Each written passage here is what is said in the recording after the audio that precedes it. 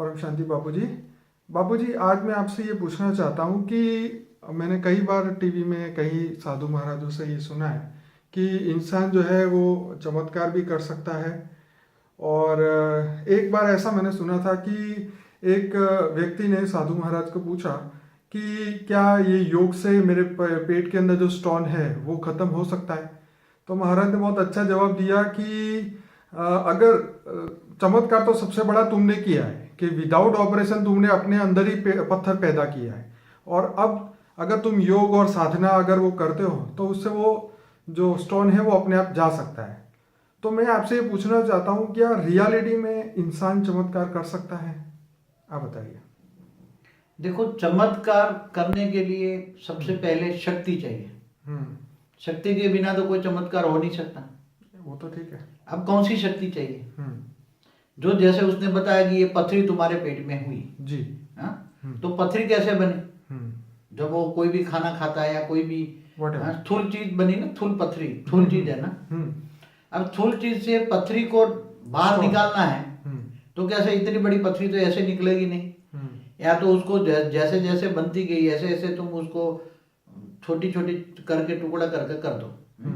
मगर वो आत्मा की शक्ति है कि ऐसे तुम वो पथरी को बाहर निकाल सके या टुकड़ा, कोई भी चीज को तुम चमत्कार कर सको। ओवरऑल हम चमत्कार की बात करते हैं। हद की बात तो इसमें कर्म की थियरी लागू पड़ती है? जरूर। हर कोई आत्मा में बिना कोई स्टोन की बात नहीं हो रही, हम हर रोग की बात कर रहे हैं, हर चीज की। देखो, कर्म जो है जी, आज की थियरी में कर्म लोग मानते नहीं है। क्योंकि आज क्या है, लोग ज्यादातर ऐसा मानते हैं जो पाप कर रहा है वो आज ज्यादा सुखी है, और जो अच्छे लोग हैं, सीधे साधे हैं, जो पाप से डरते हैं वो बहुत दुखी है, उसको खाना भी नसीब नहीं हो रहा है। इसलिए लोग आजकल दुनिया में अब कर्म की थियरी धीरे धीरे भूल गए हैं। बिल्कुल। मगर एक्चुअली कर्म की थियरी कैसे काम करती है? कर्म तो किसी को छोड़ा नहीं। गीता में भी कहा है कर्मण्येवाधिकारस्ते मा फलेषु कदाचन। तो क्या हम ये मान सकते हैं कि किसी को कोई भी डिसीज होता है, चाहे स्टोन हो या कुछ भी हो, तो उसके कर्म के हिसाब से ही हुआ? मगर सबसे पहले डिसीज का मूल कारण क्या है वो समझना पड़ेगा ना। हाँ, तो वही कर्म आया। हाँ, मूल कारण कर्म है ना। मगर कर्म कहाँ है? कर्म रिकॉर्ड कहाँ होता है? कई जन्मों का कर्म, कई जन्मों का संचित कर्म उसको कोई ना कोई शरीर पर इफेक्ट लाता है, बॉडी पर इफेक्ट आता है, चाहे रोग के रूप में हो, चाहे पथरी के रूप में हो, चाहे कई रूप में हो। तो मगर वो मूल कारण कहाँ है? देखो, कर्म कहाँ रिकॉर्ड होता है? चाहे सत्य कर्म हो, अच्छा कर्म हो या पाप कर्म हो, रिकॉर्ड कहाँ होता है? जैसे आपने बताया, जैसे आत्मा का हर कोई कर्मों के कारण जो कारण शरीर बनता है वो कारण शरीर में रिकॉर्ड होता है। कारण शरीर से फिर सूक्ष्म शरीर में आता है, सूक्ष्म शरीर से आकार फिर धीरे धीरे स्थूल शरीर में आता है। अब स्थूल शरीर में जब आता है तो तुम्हें प्रत्यक्ष रूप में वो डिसीज दिखता है या रोग शोक आता है। मगर पहले जब कारण शरीर में रिकॉर्डेड होता है तो वो नहीं आता ना। तो मगर एक जन्म, इस जन्म का नहीं है। जैसे जन्म से ही अंधा होता है कोई, तो क्या इस जन्म का अंधा है? नहीं, जन्म के कर्म नहीं होंगे, पिछले जन्म से। मगर जो कर्म की थियरी नहीं मानते ना, एक बार मैं देख रहा साइंटिस्ट लोग आ गए हैं कि कर्म को नहीं मानता है। तो किसी ने एक को पूछा कि ये अंधा बच्चा पैदा हुआ, बचपन से ही अंधा है, तो क्या उसने कैसे कर्म किए कि बचपन से ही अंधा पैदा हुआ? तो कई जन्मों के संचित कर्म होते हैं, तो उसको जन्म से ही अच्छा या बुरा होता है जी। इसलिए कर्म की थियरी पहले माननी पड़ेगी। और अब रही चमत्कार की बात। चमत्कार कौन कर सकता है? चमत्कार करने के लिए आत्मा को शक्ति चाहिए। अब आत्मा की शक्ति, जैसे किसी को कोई गायब कर देता है या कोई भी चीज करता है। आज टीवी में चमत्कार बहुत आ रहे हैं, वो बड़े बड़े टीवी में। उसकी बात नहीं हो रही, नहीं, इसकी बात कर रहे हैं। हाँ, तो चमत्कार क्या होता है? चमत्कार किसको कहोगे तुम? जो साधारण आत्मा, साधारण मनुष्य आत्मा नहीं कर सकता काम, वो काम को वो कोई करके दिखाता है, उसको चमत्कार कहते हैं। वो बात सही है, लेकिन हम यहाँ पे इस बेस पे बात करना चाहते हैं कि हम अपने कर्मों को काटे तो वही जो डिसीज पैदा हुआ है वो खत्म हो जाए। डिसीज काटने के लिए तुम्हें कारण शरीर याद करना पड़ेगा, मूल कारण जहाँ है।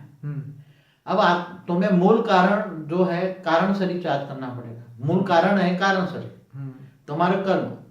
अब वो तुम्हें मूल कारण को चार्ज करना पड़ेगा, मूल कारण को पावर देकर विक्रम विनाश करना पड़ेगा। मूल कारण शरीर को चार्ज करना माना, उसके अंदर जो नेगेटिविटी भरी है उसको पॉजिटिविटी में परिवर्तन करना है। अब नेगेटिव को जलाकर भस्म करोगे तो तुम्हारे विकर्म विनाश हो जाएंगे ना।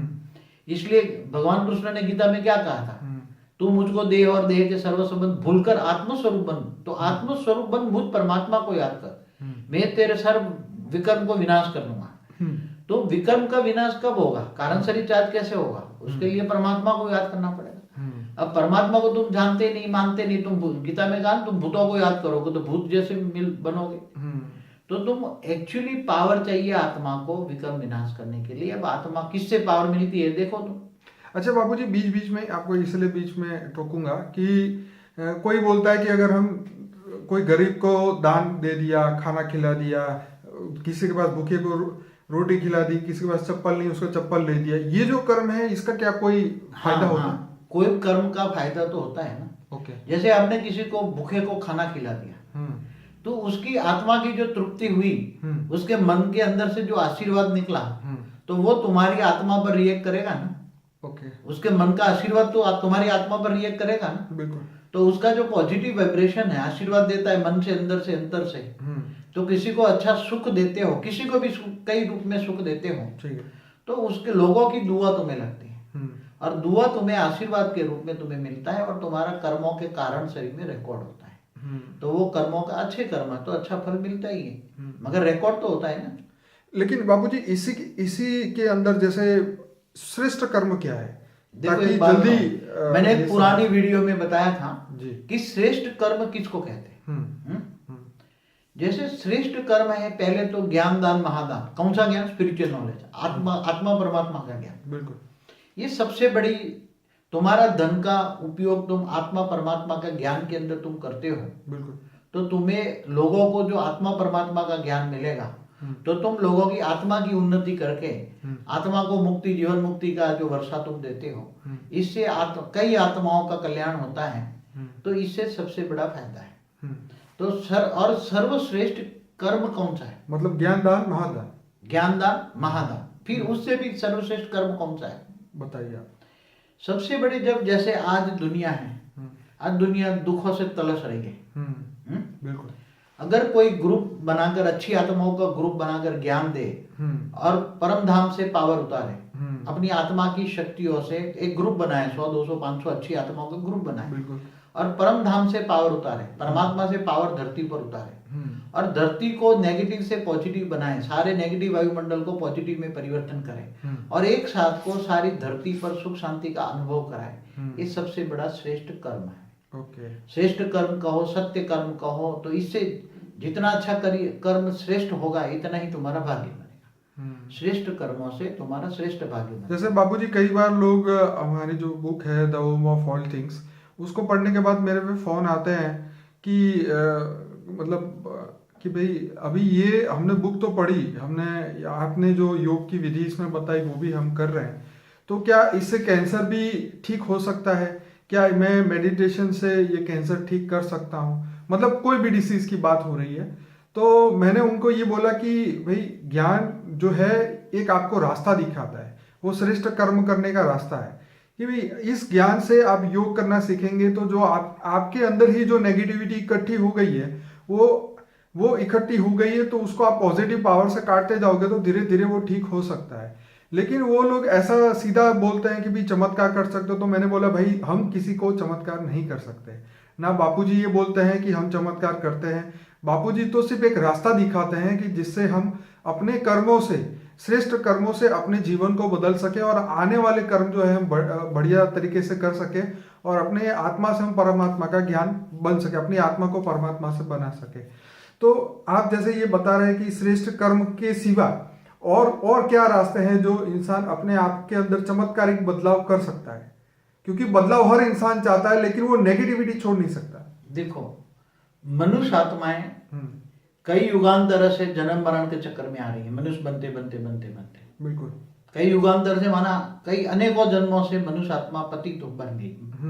अब उसकी आत्मा, पहले जब आत्मा का जन्म हुआ तो सत्व प्रधान थी, सत्व से कर्मों के हिसाब से धीरे धीरे सत्व से रजो बनी, रजोगुणी बनी, रजोगुणी से तमोगुणी बन गई। अब आत्मा, जब मनुष्य आत्मा तमोगुणी बन जाती है तो वो चाहती है कि मुझे तत्काल कैंसर से राहत, से दुखों दर्दों से राहत मिले, माने वो उसको चमत्कार कहते हैं। हाँ। बस मुझे 1 सेकंड में ठीक कर दो, बस कोई भी कोई चाहते मुझे 1 सेकंड में ठीक कर दो। मगर कोई भी 1 सेकंड में किसी को ठीक नहीं कर सकता। चमत्कारिक जो करते थे वो उनके पास जो या तो आत्माओं की शक्ति होती थी, सूक्ष्म जगत वाली आत्माएं इनके पास आकर काम करती थी, उसको हेल्प करती थी, तो थोड़ा कुछ हेल्प मिल सकता था। मगर आज के कारण जो सूक्ष्म जगत में, सब्टल वर्ल्ड में भी ऐसी ऐसी आत्माएं अभी धरती पर आना बंद हो गई हैं। क्यों? क्योंकि ये देख रहे हैं कि धरती पर इतनी तमोप्रधान स्टेज हो गई है, धरती का वायुमंडल इतना तमोप्रधान है कि हम भी अगर धरती पर जाएंगे तो हम भी फंस जाएंगे, हम भी साधारण आत्मा बन जाएंगे। इसलिए कोई भी चमत्कार करने वाली जो सूक्ष्म जगत की जो आत्माएं आती थी पहले ऊपर से चमत्कार करने वाली तो आत्माएं बाबू जी थी। जो साधु संत भी पहले करते थे, किसी के ऊपर सिर पे हाथ रख दिया और उसका काम होता है। बात सही है ना। पहले के जो साधु संत थे, देखो आज से समझो कि 200-500 साल पहले देखो कि धरती का वायुमंडल सतो प्रधान था, इतना तमो प्रधान नहीं था। बिल्कुल। इसलिए उसी टाइम भी जो साधु संत महात्मा जो आते थे, ऋषि मुनि आते थे, वो तपस्या करते थे। इसलिए वो, मगर वो कहाँ से आते थे? ओरिजिनली साधु संत महात्मा तो सूक्ष्म अवतन से आते थे। ओरिजिनल जो ये तो अवतार लेते थे ना, जो साधु संत महात्मा है वो अवतारी पुरुष है। क्या है? अवतारी। ओरिजिनली तो वो सूक्ष्म अवतन में कई खरब किलोमीटर ऊपर रहते हैं। वो धरती पर अच्छा कल्याण करना चाहते हैं, इसलिए वो अवतार लेते हैं। जितने बड़े बड़े साधु संत महात्मा जो हुए वो अवतारी पुरुष थे। इनको हम अवतारी पुरुष कहेंगे। साधु संत महात्मा जो बड़े बड़े ऋषि मुनि जो है, तो उसका ओरिजिनली सूक्ष्म में, सूक्ष्म अवतन में उनका ओरिजिनल होता है। ओरिजिनल आत्मा उनकी सूक्ष्म अवतन में होती है। और जब ये अवतार लेके उनको दुनिया, उनका लक्ष्य होता है मैं लोगों को ठीक करूं, लोगों को सुख दूं, दुनिया का कल्याण करूं, ऐसा भावना लेकर धरती पर आते थे।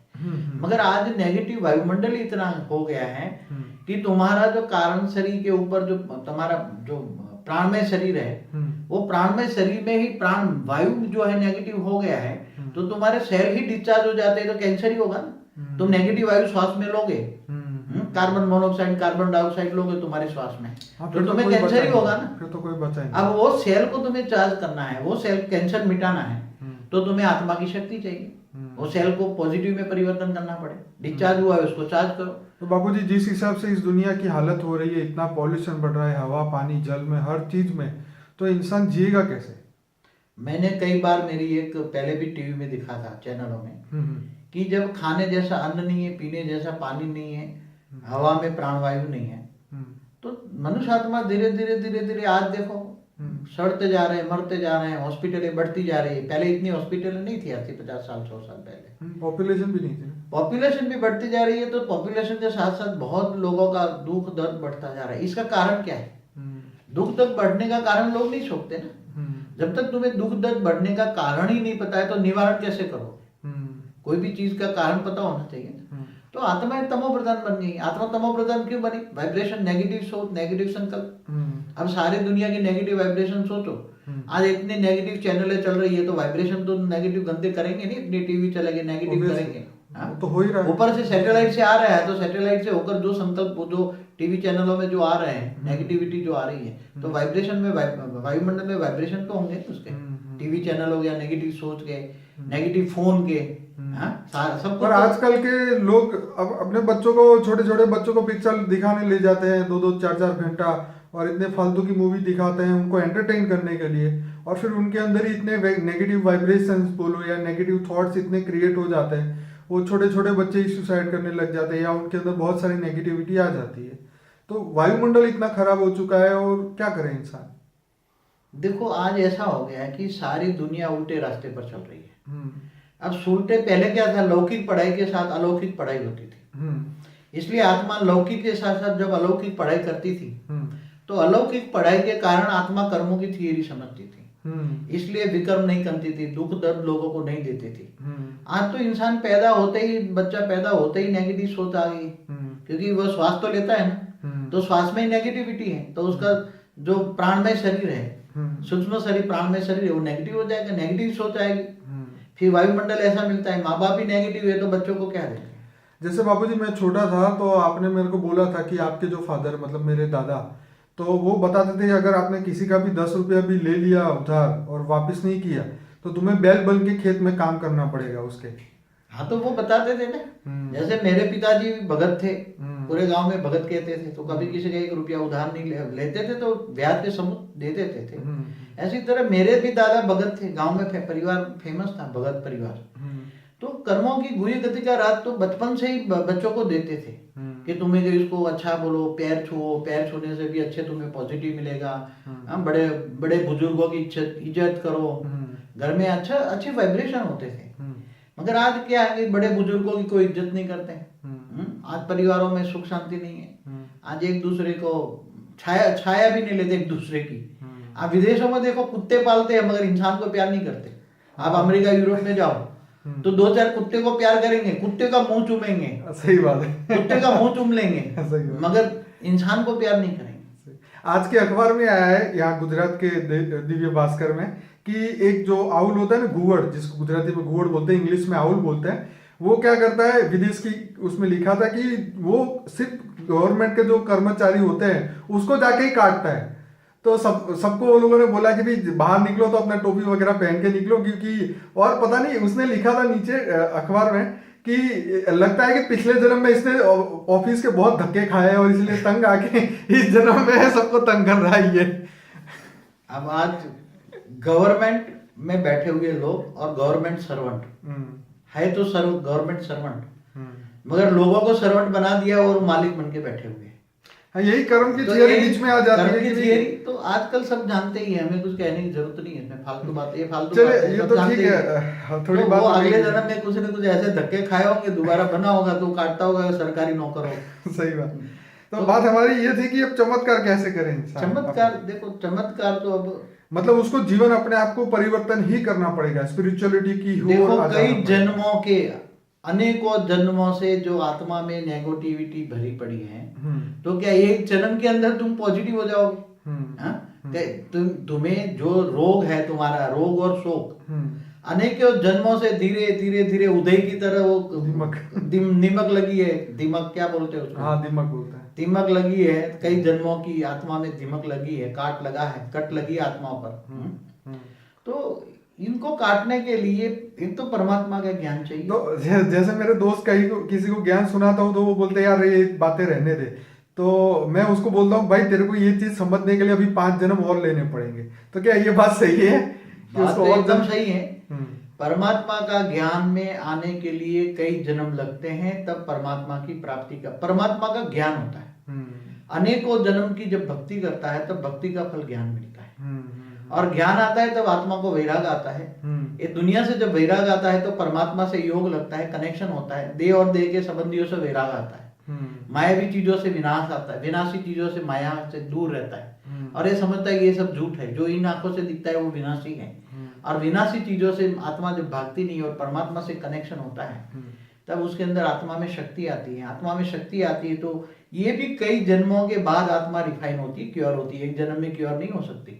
एक जन्म में आत्मा क्योर नहीं, क्योंकि अनेकों जन्मों की, कई युगांतर से। आप देखना कई ऋषि मुनि तो कई युगांतर से तपस्या करते हैं, उनको तो 4 युगों का पता ही नहीं। अरे सतयुग में बैठा होगा, अरे कलयुग आ गया, देखेंगे आंख खोल के, तब वो जानते हैं कि अगर इस माया में हम फंस गए तो हमारे दोबारा कई जन्म लेना पड़ेगा। फिर 84 जन्म, लाखों, मतलब लाखों के लाखों साल वो तपस्या करते थे सिर्फ। वो अपने कई जन्मों का विकर्म विनाश करने के लिए, पाप से बचने के लिए हजारों।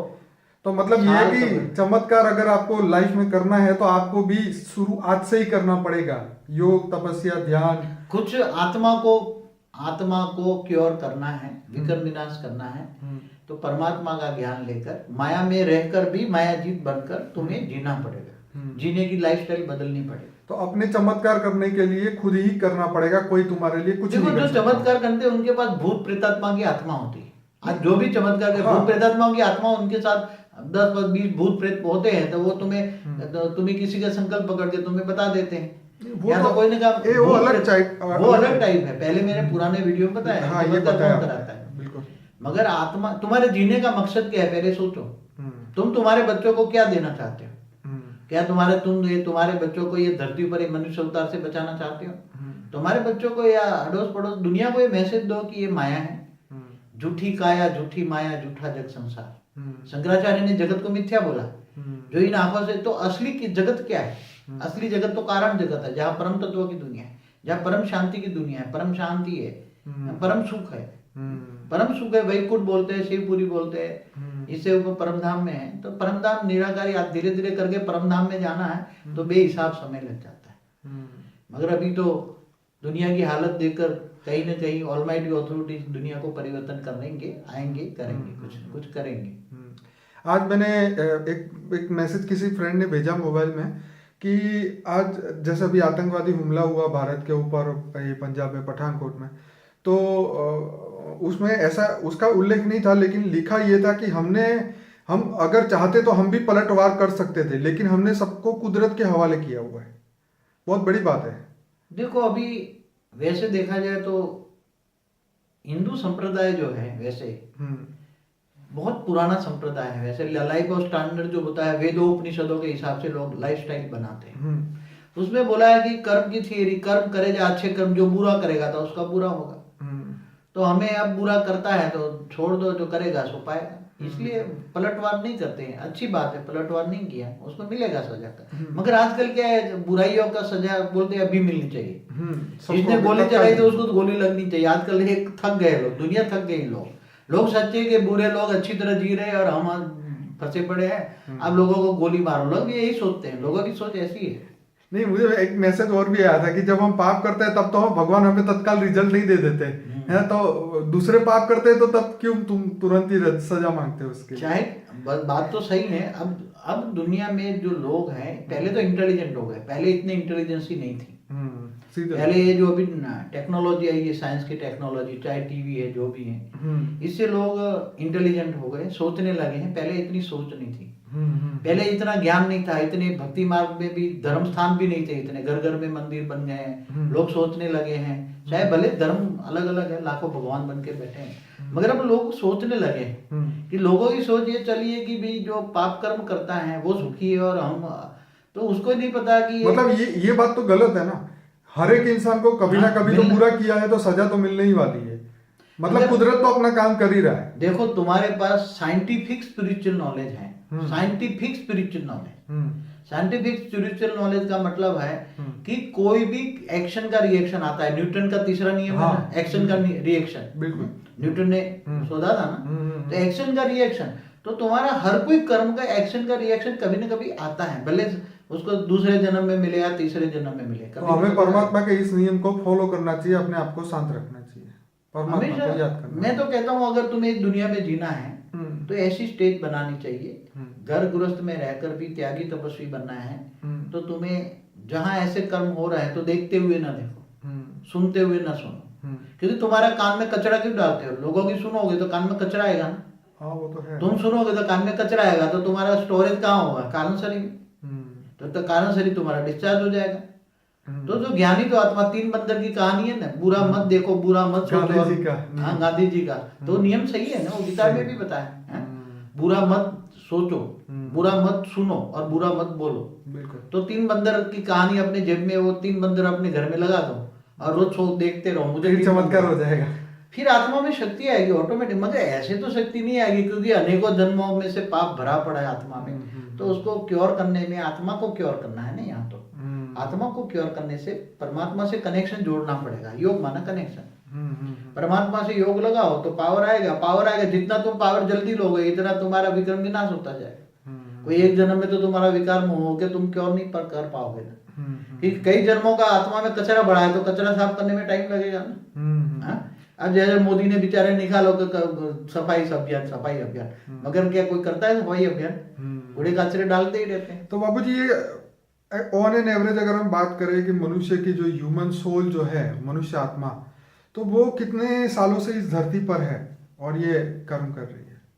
देखो, आत्माओं की जो आत्मा माना सोल जो है, आत्माओं का कैसे तुम अंदाज लगा सके? कि कोई ये 1 करोड़ साल पुरानी आत्मा है, कोई 10 करोड़ साल पुरानी आत्मा है, कोई 1 खरब साल है, कोई एक ब्रह्मांड जब बना तो ब्रह्मा के 50 साल की है। तो ब्रह्मा का 1 साल बराबर कितना होता है? 31 खरब 10 अरब 40 करोड़ साल होता है। तो एक ब्रह्मा के 1 साल की भी आत्मा है।